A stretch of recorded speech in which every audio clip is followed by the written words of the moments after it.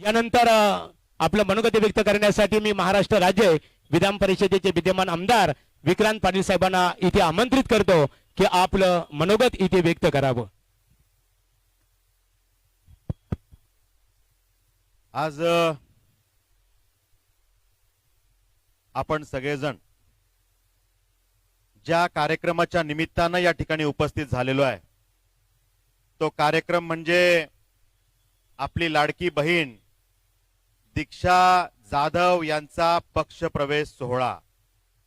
थोड्याच वेळापूर्वी दीक्षा जाधव यांचा पक्षप्रवेश शेतकरी कामगार पक्षातून भारतीय जनता पार्टीमध्ये संपन्न झालेला आहे आणि या देशप्रेमाच्या प्रवाहात आणि प्रवासात दीक्षाताई आता सहभागी झालेल्या आहेत। त्याबद्दल आपण टाळ्या वाजवून त्यांचं अभिनंदन करूया। या कार्यक्रमाच्या निमित्तानं मंचावर उपस्थित आपले नेते आदरणीय आमदार प्रशांत ठाकूरजी, आदरणीय जिल्हाध्यक्ष अविनाश कोळीजी, ज्यांनी आता मनोगत व्यक्त केलं, असे सन्माननीय महंत पूजनीय जितेंद्र महाराजजी, अरुण शेठ भगतजी, प्रल्हाद केणीजी, वसंतराव नाईकजी, निर्दोष केणीजी, वासुदेव घरतजी, नितीन भोईरजी, अशोक शेडगेजी, खर तर ज्यांच्या प्रचाराच्या निमित्तानं आपण सगळेच जण या सगळ्या कालावधीमध्ये काम करतोय आणि या विकसनशील भागाचा खर तर हा जो काही विकास होतोय याची जबाबदारी ज्या आपल्या प्रमुखांवर राहणार आहे, शिलेदारांवर राहणार आहे, असे आपल्या लीनाताई नंदकुमार म्हात्रे, निलेश बाळकृष्ण पाटील, विजयश्री संतोष जाधव, संतोष बाबूराव भोईर हे आपले चारही उमेदवार आणि या कार्यक्रमाच्या निमित्तानं उपस्थित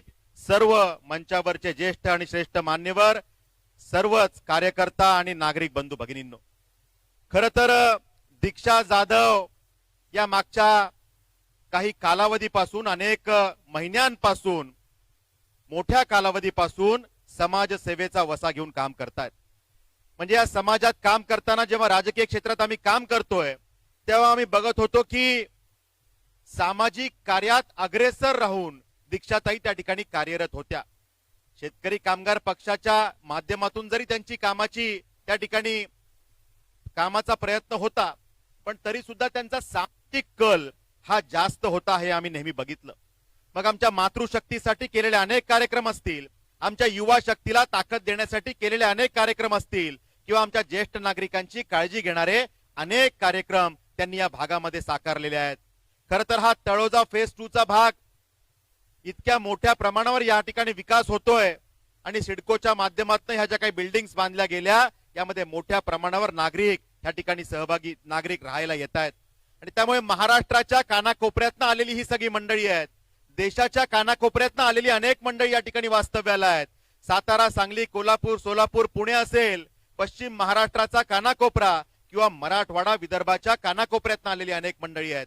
उत्तर महाराष्ट्राच्या कानाकोपऱ्यातनं, कोकणाच्या कानाकोपऱ्यातनं आलेले अनेक मान्यवर मंडळी या ठिकाणी वास्तव्याला आहेत आणि त्यामुळे खर तर आपला परिवार, आपले नातेवाईक थोडेसे दूर ठेवून आपण या ठिकाणी रोजीरोटीसाठी आलो। परिवार जरी थोडासा दूर राहिला असेल तरी सुद्धा आम्ही सगळेजण आपल्या परिवारातले सदस्य म्हणून त्या ठिकाणी आपल्या बरोबर आहोत, ही भावना आपल्या हृदयात आपण कायम ठेवा। दीक्षाताई आपल्या सगळ्यांसाठी कार्यरत होत्याच, त्यांचा विकासाचा दृष्टिकोन हा होताच, पण दीक्षाताई आपल्या या विकासाच्या प्रयत्नांना जोपर्यंत एक मोठा दृष्टिकोन, विकासाचा दृष्टिकोन असलेला एखादा ताकदीचा पक्ष आपल्या मागे नसेल तोपर्यंत आपण विकास ताकदीनं करू शकणार नाही आणि त्यामुळे आज आपण जो निर्णय घेतला तो खऱ्या अर्थानं या विभागाच्या विकासासाठी महत्वपूर्ण निर्णय आहे आणि त्यामुळे आपण जो काही निर्णय घेतलाय, आज भाजपच्या प्रवाहात आणि प्रवासात आपण सामील झालाय, हा प्रवाह आपण समजून घेतला पाहिजे। भारतीय जनता पार्टी खऱ्या अर्थानं देशप्रेमाला प्राथमिकता देऊन काम करणारी पार्टी आहे। नेशन फर्स्ट, देशासाठी सर्व काही या भूमिकेतनं काम करणारे आम्ही सगळेजण आहोत आणि त्यामुळे दीक्षाताई आपण जेव्हा अशा पार्टीमध्ये सामील होता तेव्हा आपलं ध्येय आणि स्वप्न हे असलं पाहिजे की रांगेतल्या शेवटच्या व्यक्तीच्या डोळ्यातले अश्रू जोपर्यंत आपण पुसत नाही तोपर्यंत विकासाची आपली परिभाषा पूर्णच होत नाही। हे स्वप्न पंडित दीनदयालजी उपाध्याय हे आपले जे भारतीय जनता पार्टीचे संस्थापक होते त्यांनी आपल्याला दिलेलं आहे। आपण सगळे कार्यकर्ते हे ते स्वप्न जगत असतो, ते स्वप्न पूर्ण करण्यासाठी प्रयत्न करत असतो. आणि त्यामुळे दीक्षाताई आजपासून आपल्यालाही हे स्वप्न जगण्यासाठी प्रयत्न करावा लागणार आहे. आणि त्यामुळे खऱ्या अर्थाने या भागामध्ये ज्या काही प्रश्न आहेत, ज्या पद्धतीने या भागाचा विकास होतोय, प्रश्न ही मोठ्या प्रमाणावर तयार होणारच आहेत. आणि त्यामुळे प्रशांत ठाकूरजी असतील, मी असीन, या भागामध्ये जे जे काही प्रश्न असतील ते सोडवण्यासाठी सातत्याने प्रयत्न करतच आहोत. या भागातल्या रस्त्यांचे काही विषय होते, काही निवेदन आमच्याकडे आली, त्या रस्त्याचा प्रश्न जो काही होता तो आपण मार्गी लावलेला आहे. या भागामध्ये बस सेवा सुरळीत करण्याचा विषय होता. मग NNMT असेल किंवा आता बेस्टच्या माध्यमातून ही सेवा देण्यासाठी आपण NNMTच्या बस सेवा तर सुरू केल्याच, पण बेस्टच्या माध्यमातून सुद्धा या बस सेवा सुरू करण्यासाठी प्रक्रिया सुरू आहे. लवकरच ही सेवा सुद्धा या ठिकाणी सुरू होणार आहे. अनेक ठिकाणी आमदार निधीच्या माध्यमातून जे काही करता येईल प्रशांत ठाकूरजी ते करतायत. माझ्या माध्यमातून सुद्धा मारवा असेल, सुखसागर, दीपसागर, ज्या ज्या सोसायट्यांनी काही मागणी केली त्या ठिकाणी आपण ओपन जिम असेल किंवा अनेक उपक्रम या आमदार निधीच्या माध्यमातून सुद्धा आपण करतोय. थोडक्यात काय तर जनसेवेसाठी सर्व काही आपण जे जे सांगाल ते करण्यासाठी कटिबद्ध असलेलं नेतृत्व या मंचावरती बसलेलं आहे. आणि त्यामुळे आपण जे जे काही या विभागाच्या विकासासाठी सांगाल, आपले या सार्वजनिक संदर्भातले काही प्रश्न असतील, सोसायटीचे काही प्रश्न असतील, हे सोडवण्यासाठी जे काही करावं लागेल ते आम्ही करत राहू.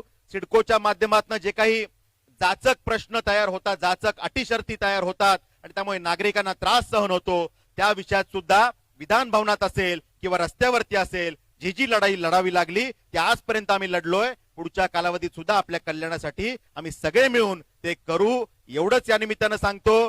दीक्षाताई, समाज सेवेचा घेतलेला आपण जो वसा आहे तो असाच अविरतपणे पुढे घेऊन जाण्यासाठी आपल्याला आमदार प्रशांत ठाकूरजी, आम्ही असू, जिल्हाध्यक्ष असतील, आमचे तालुका अध्यक्ष असतील, आमचे सगळेच पदाधिकारी आपले हात बळकट करण्यासाठी एक आमची भगिनी म्हणून आपल्या मागे आम्ही मजबूतीनं उभं राहू. एवढंच या निमित्तानं सांगतो.